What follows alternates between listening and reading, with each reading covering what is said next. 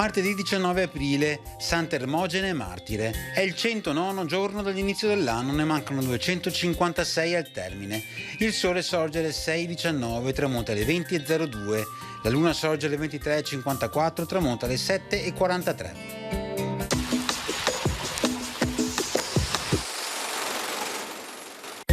Il bailo a Costantinopoli, Gerolamo Lippomano, viene accusato dal Consiglio dei Dieci di tramare contro la patria. 3 giorni dopo viene incaricato Lorenzo Bernardo di arrestarlo e portarlo a Venezia.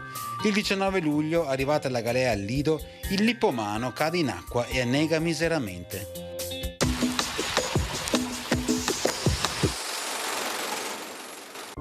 Le previsioni per domani: giornata instabile e con nuvolosità diffusa e prevalente, salvo qualche locale attenuazione.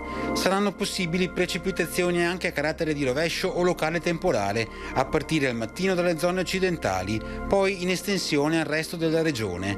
Temperature minime in aumento e massime in calo, localmente anche sensibile.